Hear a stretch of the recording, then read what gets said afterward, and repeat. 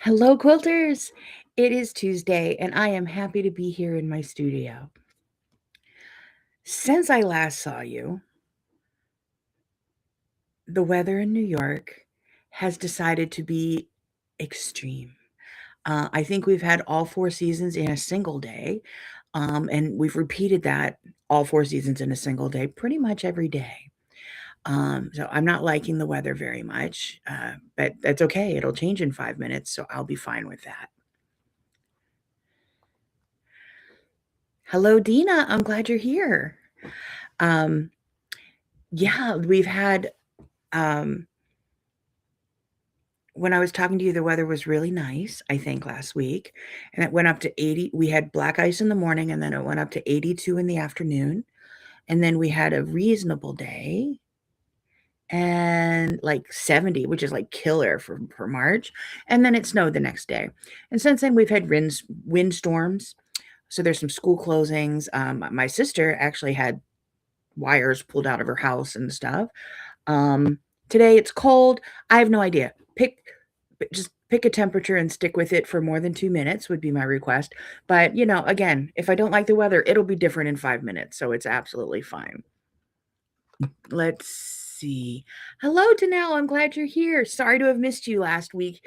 Danelle and I battle out for comments on Tracy Mooney's live video, but I had a doctor appointment last week. Let's see. Hello. You in Huntsville, Alabama. We had snow, right? Okay. The weather has been radicalized and it's an extremist all over the place. I don't know what's going on. The weekend it'll be 80. We had that last week for a day. I didn't trust it. It didn't last. Snow in Ohio, right? Yeah, moms in Pittsburgh said that there was snow after that terrible windstorm came through, and yeah, kind of extreme. So again, we're being traumatized by the weather, but this is why we quilt. Michigan was 74 2 days ago, and it's 24 today with snow on the ground. But you missed the blizzard because I know Wisconsin got a blizzard because Primitive Gatherings was closed for a couple of days, and I'm a big fan of theirs, so I follow along. So yeah, we're being traumatized by the weather, but that's why we quilt, and I have a lot of fun stuff to tell you. Where did my list go? I had a whole list of things to tell you. Did I leave it over on the table? I'm going to have to try to remember. Oh my word, the list. I think everything fell off my desk and I forgot. So anyway, the first thing I know I want to say is there's no Facebook Live next week. I have some plans. So I will not be here. Another thing I have going on this weekend, I had my grandson. It was my daughter and her wife, so it was their wedding anniversary, and it was their first time going out and leaving the baby. So we had the baby. Grandpa walked him all around the house and got him all tired because he's 9 months and walking. Because why not? I had one who did that. Then grandma came in and took over and got him to get down for a nice nap. And I forgot how 21 pounds can be completely dead weight when it falls asleep on you. But it was lovely. It was just so wonderful seeing such a happy boy and a happy family and getting to spend time with them. And mamas got to have a meal out and they didn't cry that much or anything the first time leaving the baby. So it all went well. Let's see. Joan, hello. You've been your weather. You're not that far from me in Pennsylvania, so I know your weather's been crazy. Um, Mother Nature's going through menopause. It is far worse than what I went through physically as I went through changes. This is pretty extreme. And so yeah. So I know no Facebook Live next week. Had a grandkid this weekend, which was just isn't that it's the best. It's the reason we let our children live to adulthood. I have some quilts in process. So I'm working on Unity, which is a primitive gathering quilt along from 2025 that I obviously finished, but it's at the top of the pile. Primitive Gatherings has 2 quilt alongs for 2026. And I am doing 2 of them. One of them is called Echoes from the Past. and it is red, white, and blue. You can buy the pattern. Please do support them, because they are doing like honor flights. They're raising money for honor flights for our veterans. So this is the pattern. It's red, white, and blue, bunch of little stars. But I went through recently and made a house quilt, which is a Tracy Mooney quilt along. You should all follow her on YouTube as So Supportive or join her Patreon group. So I went through and made all of these houses. I'll be doing a quilting tutorial on this shortly. But I didn't use any black, brown, or gray fabric. So my stash, my scraps have tons of black, brown.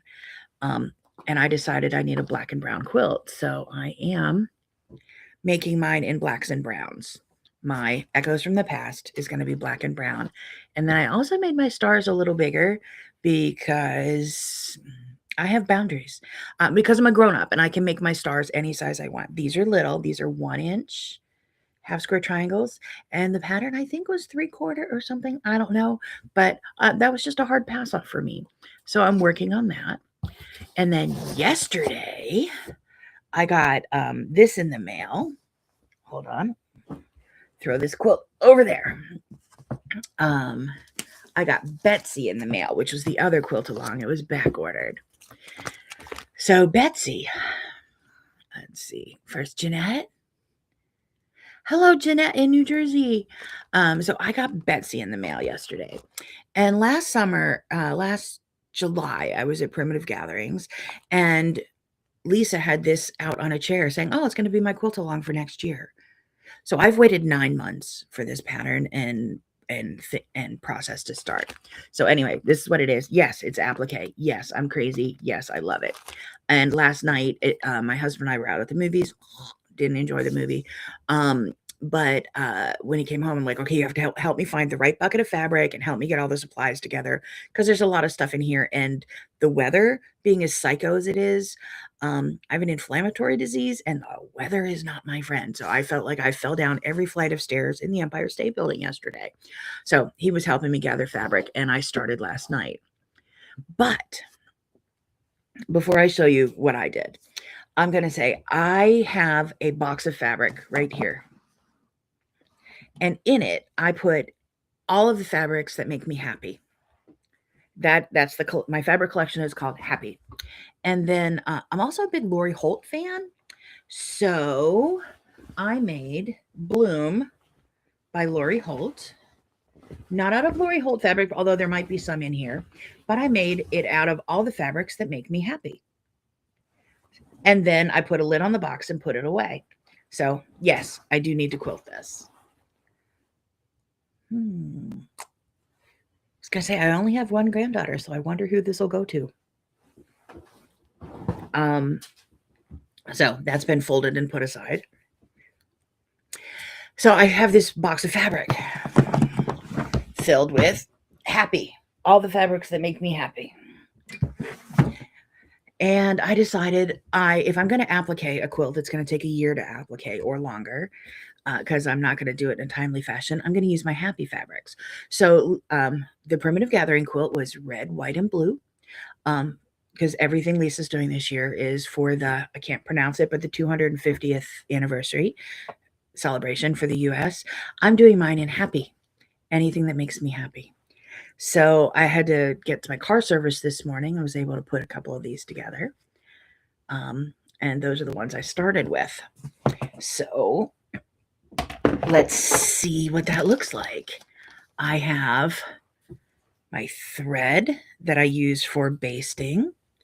I have paper pieces here. I should have an acrylic. Here it is. So I have some that I cut out. So I have this little acrylic template to cut out the orange peels. Oh, look, an orange peel. And then there's papers to baste them to. And then, when I cut out against a rotary cutter that's curved, I use the baby rotary cutter. So this one, whatever number that is, might be 10. It's like this big. It helps get around that curve better. The bigger blades don't turn the corners well. Then I baste it to paper. which I bought the paper pieces, and then I starch it. Lisa uses Flatter. She has a big video online about how she's doing hers. She uses Flatter. I used the vodka and water starch mixture for this, and that was working well. So have that going. Put this here. And then I'm going to show you the part that'll make you drool. I had to prep it last night because I had to my car service this morning. And my car service, it's a half hour, 40-minute drive to the car place, so I just stay. But then I bring out my applique bag that has, dang it, did the pins. I need to buy a lottery ticket because I dropped a box of pins and it didn't open. I'm going to pick them up just so it doesn't open. Who would have bet money that this would have opened and I would have had 500 3/4-inch applique pins all over the floor? Me. I'd have lost money on that one. But yay, I must be living right.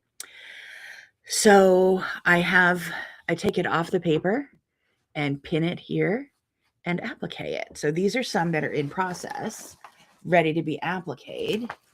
But what I wanted to show you that can make you all jealous, I have a thread collection. Like, I have a lot of thread. Let me zip this pocket up so everything doesn't fall out. This is 60 spools of Invisifil from Wonderfil. And I do actually carry Invisifil on my website. So if you're interested in using Invisifil, it's 100 weight thread. So it's really, really fine. And it makes really, really, really teeny tiny, delightful stitches on the back. Like tiny there. And yes, I'm writing the date on the back of each one with a friction marker so that I'm making one a day until it's done. So that I might be ahead. That's tomorrow's. Yeah, that's tomorrow's. I did an extra one. That's today's.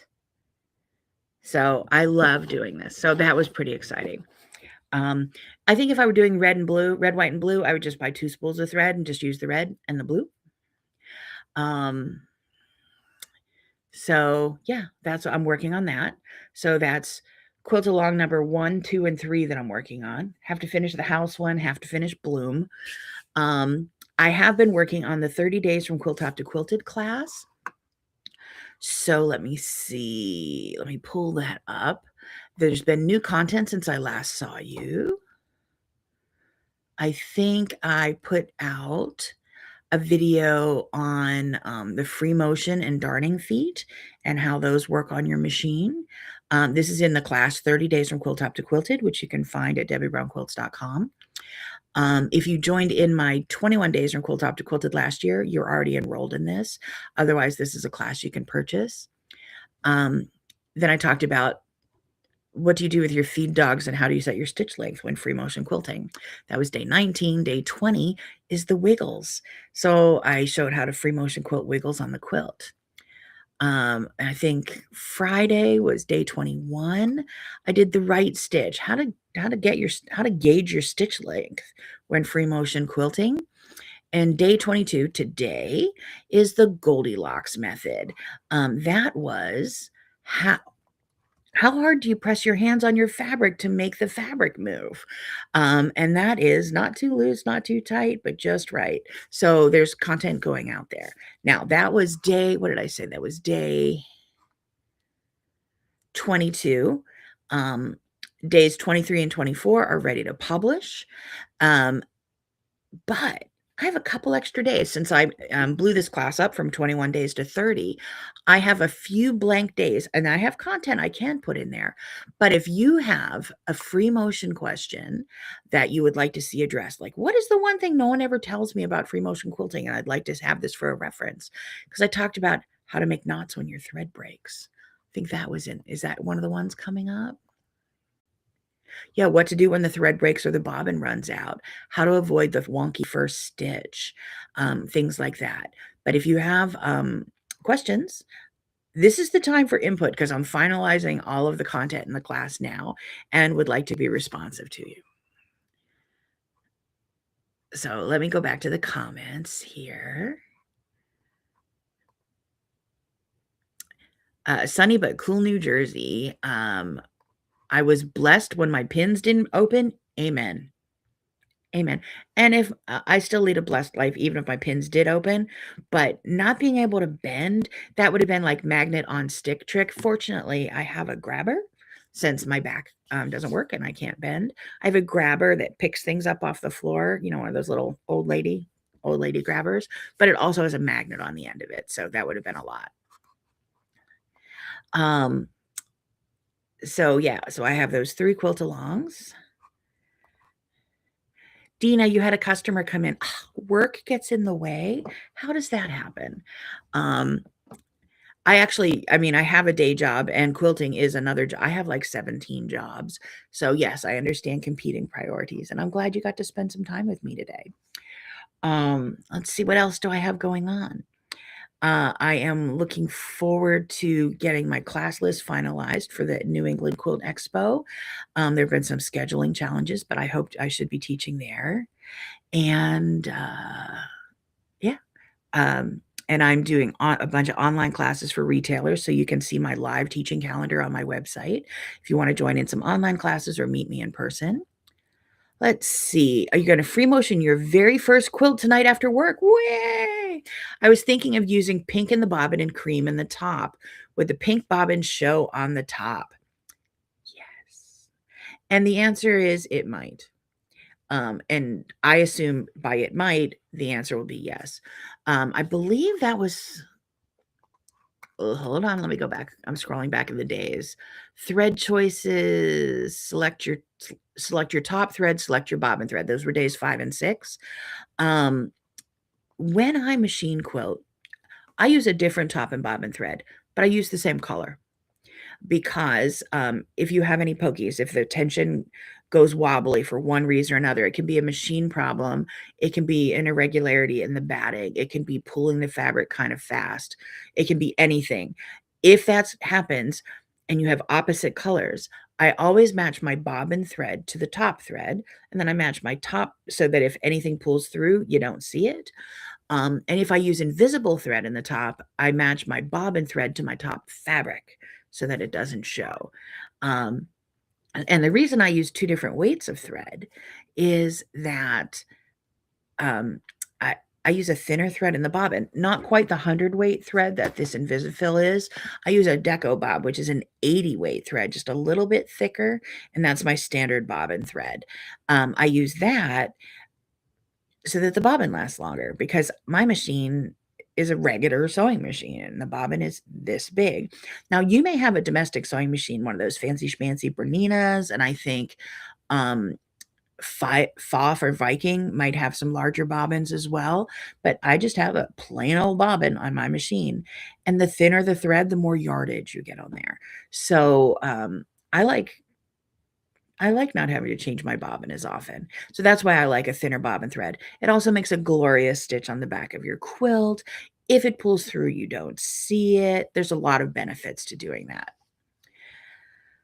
So if you are, let's see, so you're using pink in the bobbin and cream on the top, I would use cream in the bobbin. I don't think I have a finished quilt nearby, but in my class and other places, I can show you that the back of the quilt, if you use a thinner thread, it also doesn't show. Like, look, I'm using cream thread on the back when I wish I were using pink, and then the cream blends in well because it's such a thin thread. That's my secret for success. Hello, Tracy. Tracy's in the house. Glad you're here. Yours is the standard bobbin in your Juki. Is it the metal bobbin in your Juki? Because that's an even smaller bobbin. It's an L bobbin. I have a 15 bobbin and a size 15 bobbin in the machine I machine quilt in. My piecing machine has the same bobbin as like the Juki 2000. Which is that smaller metal bobbin. That's an L bobbin. So yeah, I quilt with the tiniest of tiny bobbins, and the thinner your thread, the more yardage you get on, the less frequently you have to change your bobbin. Like for me, one of my favorite, piecing aside as you see what I'm doing, one of my favorite things to do is to machine quilt. But one of my least favorite things to do is to run out of thread and have to rejoin it. So I like to do that as infrequently as possible. Oh, you're very welcome for the advice. And plastic, so you're the plastic bobbins are a size, most likely like 99% certain, a size 15 bobbin, which is slightly larger than the L bobbin, which is on the Juki industrial machine. The they're it's an L bobbin. Those are usually metal because they're super high speed machines. So, yeah, did I just geek out over bobbins and thread weight? Yes, I did, because this is my life. I love machine quilting. I love teaching machine quilting. This has been what I've been doing. I've been teaching machine quilting as my career for over 20 years, for over 20 years. Um, and you see me in Manchester. I hope Liz has me on the calendar. I have a room, but I'm waiting for my class titles so that I can get the class prepped for y'all and get it advertised and such. Let's see. You found if the background of your quilt is pink, it wouldn't show as much because sometimes I do a different color in a bobbin due to a fabric color, but you maybe see a speck of the other color. Yeah. Machine quilting. What's cool about machine quilting is there's really only one rule. And the one rule is don't bleed on your quilt. That's it. Other than that, you can do whatever you like. If you want to use the opposite colors and it works for you, go for it. I use the same color and use the thinner bobbin. If there was anything showing, like any any contrast, I want that to be on the back. The top of the quilt always wins. And that thinner thread, the contrast doesn't show as much. But if there's a chance of a bobbin thread showing on the top, that's a 0. That's a no for me. But then again, if you look in my coffee cup, 100 times out of 100, my coffee cup has tea in it because that's what I prefer. And machine quilting is all about coffee and tea. It's all about your preference and what you like. So I can say, oh, let's see, I'm sitting next to my stationary long arm here, and I could say, oh, I need to use a horizontal spool pin because when I use this type of thread, I need to have it laying down as opposed to standing up on a cone stand. And someone could say, well, my thread works great without it laying down. Great. Coffee, tea, do what works. But yeah, these are just some hints. Debbie, you are up early. Has our time change helped you? I do not do time zones and time changes. Those are things that I will never wrap my mind around. I'm nearly 57 years old, and time changes just don't work for me. And also time zones. I've told the story here before. I was working in Adelaide in, is that South Australia? I think that's South Australia, which is Western Australia, but not West Australia. Anyway, the weird names. Anyway, in the western part of Australia, I was in Adelaide, and that was the first time in my life I had experienced a half-hour time change. Because they have half-hour time zones in parts of Australia, I learned the hard way, and it was before smartwatches and smartphones, so I have enough trouble when I travel or when I'm teaching in a different time zone within the United States with an hour here, an hour there. Um, you give me a half-hour time zone, I just said, "Fine, knock on my door, I will sit on my bed ready, and then whenever you need me, knock on the door and tell me when to come." Because I had no idea what time it was. I just like, I will do whatever you want me to do, but half-hour time zones, and I can't handle 1 hour. So Australians, and if New Zealand has them as well, much more intelligent than Americans because or at least this American, because I cannot handle it. I did some teaching in Appleton, Wisconsin, virtually during the pandemic, and I called them, they're going, "You're not online. Are you okay?" They're like, "Class doesn't start for 3 hours." So not only did I get the time zones backwards, but I added an hour to it. So they were gonna be 1 hour later, but I went 2 hours earlier. Eh, I'm not really smart when it comes to that. There are some things I do really well. Time zones, not one of them, and, daylight savings, not another one that I don't do well. But I'm glad, you're up earlier than I would be by choice, but I'm glad you're here. I wish I knew what else was on my paper. I wrote down a bunch of stuff. It's somewhere over there. It must have fallen off my desk. I actually moved my desk over to talk to you here. Um, so what I have going on is, from what I can remember, no no Facebook Live next week. Check your 30 days from Quilt Top to Quilted class, because there's updated content in there with more coming. And if you have more machine quilting questions, something you would love to see covered, like, I've never really seen this addressed. I have a camera and a computer and machines and a video camera and editing tools, and I could make a lesson for you. Again, I know what I want to put in there.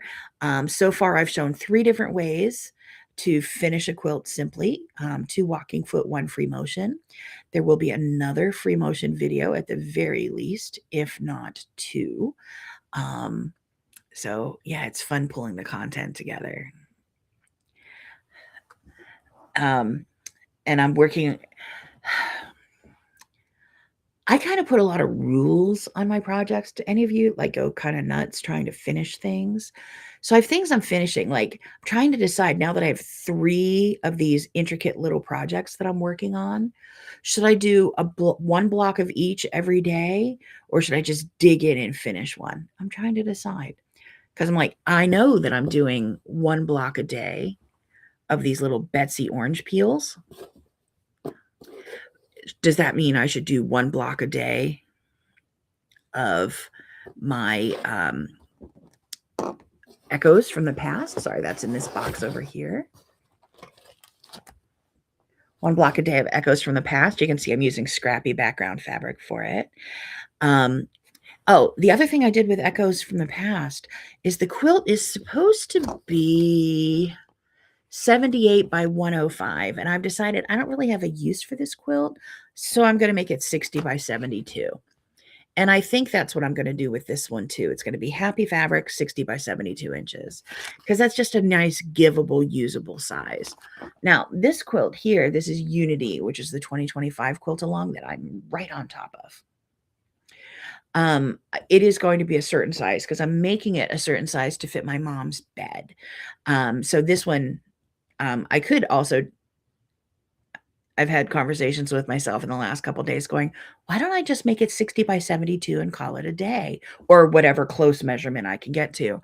And then I'm like, I really started making this for mom, so I'm going to finish making it for her. But those are also 1-inch half square triangles.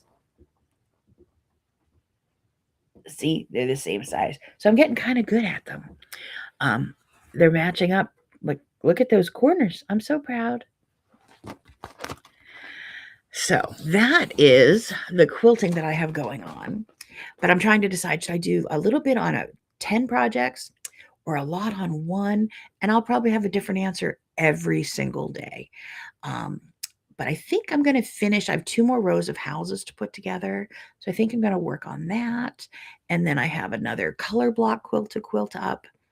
If you're following along with color blocks, I cut my fabrics, all my scrap fabrics, into 2.5-inch squares. Now, I'm always behind on that. So I still have scraps that I was able to cut up for other things. But I have boxes, like boot size boxes, big boxes full of 2.5-inch squares, like a dozen of them, crammed full of stacks of 2.5-inch squares. So I could probably make 100 quilts just out of the squares in those boxes. I sew them into 16 patches, and then I have about 100 patterns online of what to do with a scrappy 16 patch quilt. You saw if you were in last week's Facebook Live, you saw I had shamrocks. I took it down because I'm working on these quilts now. Even though today is St. Patrick's Day, I don't think it's St. Patrick's Day in New Zealand, because I think it's tomorrow in New Zealand. Again, time change, Earth's rotation, things that are lost on my small brain. But yeah, I'm just having fun putzing around in my sewing room. Another thing I was doing is going through my orphan block box, and then I'm starting to piece out small quilts, like Project Linus size quilts, like 36 by 36 or a meter by a meter ish, and up as charity quilts. So I found oh, I have one little 4-inch block, and then I have four little 4 patches that are 4 inches, and I pieced those together into a 12-inch block. Then I had a scrap of this to be a sashing on one side, a scrap of this to be a sashing on another side. I had a bunch of blocks to make a little L-shaped border around it. Um, that so I'm playing around with that, and I'm really I don't like jigsaw puzzles, but I like the puzzle aspect of putting together, orphan blocks. So expect to see a video or something on that of, how these pieces I pulled out and then they turned into a quilt. See, Debbie, St. Patrick's Day was yesterday. Yeah, because it's tomorrow in New Zealand, because you just woke up and it's Wednesday. That is so weird. Um, I I taught at the Australasian Quilt Expo several years, in Melbourne, in Melbourne, and, I would get on a plane on April 14th one year and landed on April 16th when I got on the flight in the US, and it was 2 tomorrows by the time I landed. And what you might not know is April 15th is tax day in the United States. And my thought was, since I didn't have an April 15th that year, I didn't have to do my taxes. I mean, I did them anyway, but that was a hill I was willing to die for. Just like I didn't have an April 15th. I shouldn't have had to do my taxes. But I think I got like 2 April 23rds on the way home or something like that. Because going backwards in the other direction, it's just the longest day ever. Um,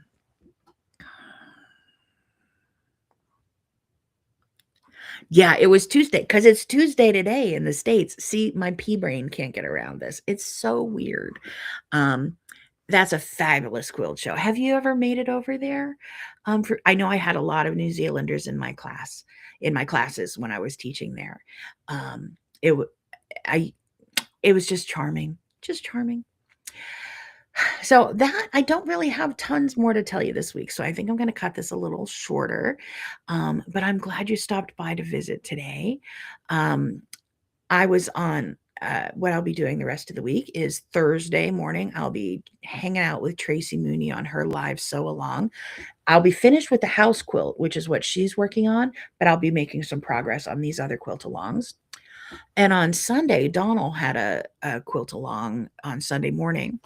I never am going to be available on a Sunday morning. I'm a church girl, but I did get to watch it later while I was working on some of these blocks. So if you want to hang out, you can follow. Let's see, what's Donald's name on here? I'm gonna pull it up. There we go. Donald's Stitchery. So she has a live sew along on Sunday morning, and Tracy Mooney. Hers is on Thursday morning. These are all US times, because that's all I know. I do not stitch while I talk to y'all. I just chat and update you.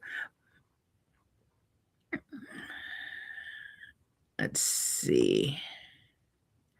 Erin Cobra, red face, red heart shape. Well, hello.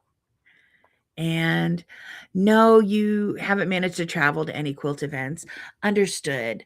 I never traveled to quilt events until I started teaching at them.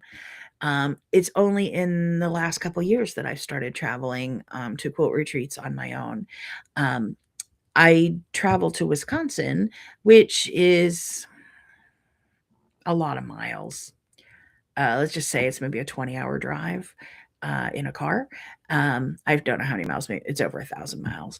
And I drove there for a quilt retreat because I'm semi-retired. I watched the Primitive Gathering Quilting Retreat Center being built while I was in the hospital with very severe COVID and, struggling to breathe and all of that. And I'm like, oh, if I live through this and get out of the hospital, I'm booking a trip and I'm going there. And I did. And I'm on my way back for the third time this summer. So it's something that hasn't always been part of my life, but it's something I prioritized and have been thrilled that I've been able to make happen. But I'm glad. I love these sew-alongs online that I'm able to be a part of, because traveling is hard. Traveling is lengthy, it's expensive, and it's physically demanding. So I'm glad you're around to stitch around with us. If you're not able, whether you're able to travel or not, I'm glad you're here to stitch along online.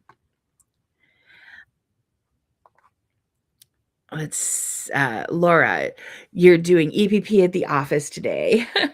Yeah, so you have a little bag like this. I have some EPP on you to prep, but right now I'm working on these, and yeah, I could quilt for 100 years and not buy another thing, but that doesn't mean I won't buy another thing, obviously. So I'm going to go back to my stitching. Thanks for visiting with me today. If you haven't signed up for my newsletter, please do so. Go to DebbieBrownQuilts.com. I only send it when I have something new to tell you, which is a new video, new content, things like that. So I promise I won't be spamming you. Whether you're watching on Facebook or YouTube, you can hit like and subscribe to this, so that you'll be notified whenever I go live again. And until I see you again in 2 weeks, take care of yourselves, whatever that looks like for you. And take care of each other. The people we run into, no one's having a good day, it seems. So be kinder than you have to be. Until I talk to you again, happy quilting. Bye. Oh, I'm coming back. I'm just seeing the comments come flying. Laura, you have it in a zippered pouch from the free motion quilting class. Oh, that first steps to free motion quilting. That works. I have a first steps to free motion quilting class that I give projects for you to quilt on. So it's practice with a purpose. So that class is also available. DebbieBrownQuilts.com, click online classes. It's called First Steps to Free Motion Quilting. And Dina, you want to thank you for teaching you how to use your Pro Stitcher. You are welcome. Computerized quilting was hard for me, like time zones are.